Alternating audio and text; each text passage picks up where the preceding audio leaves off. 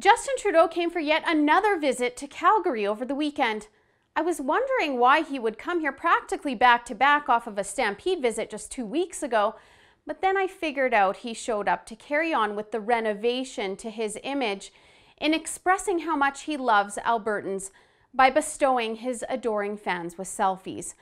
Trudeau's obviously still really embarrassed by the national attention he received after he forgot to mention Albertans in his Canada Day speech and then almost snubbed Calgarians at the Stampede this year until he suddenly changed his mind and decided to come after all.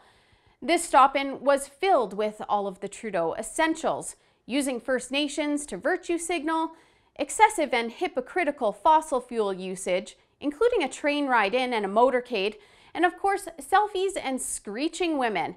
So this event was a stop on the CP Rail's itinerary to celebrate Canada's 150th. So yeah, Trudeau took a diesel-burning choo-choo train into the city to talk for 5 minutes and take pictures with people while other people and photographers took pictures of him taking pictures with people.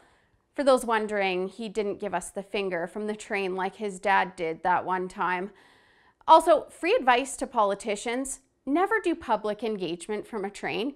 The derailment jokes to be made about the government are just way too easy. And the selfie thing? This time Justin Bieber was playing in the background.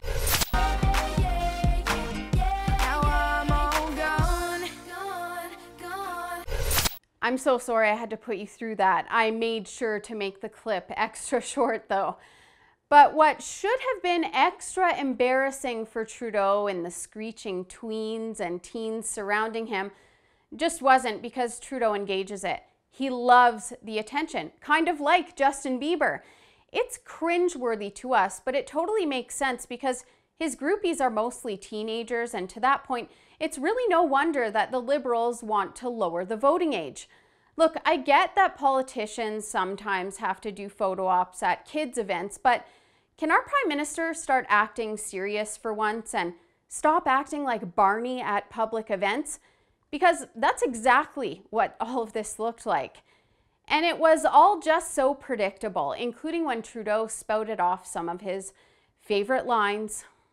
This has been an extraordinary opportunity this year to celebrate what's best of Canada. We've been celebrating in multiple different themes. We've been celebrating the fact that diversity is a source of strength for Canada. We've been celebrating our youth, our future of Canada. We've been celebrating the incredible natural beauty, the environment of Canada, and we've been celebrating reconciliation with Indigenous peoples.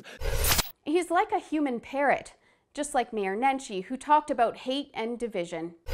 But you know what? In a world that seems like it's being taken over by voices of anger and bitterness, by voices of hatred and intolerance, I ask myself, how do we fix that? He was talking about ISIS, right? Just kidding, he would never do that. Does anyone question that he was talking about, let's see, Trump voters, scary conservative sewer rats, people that criticize Islam?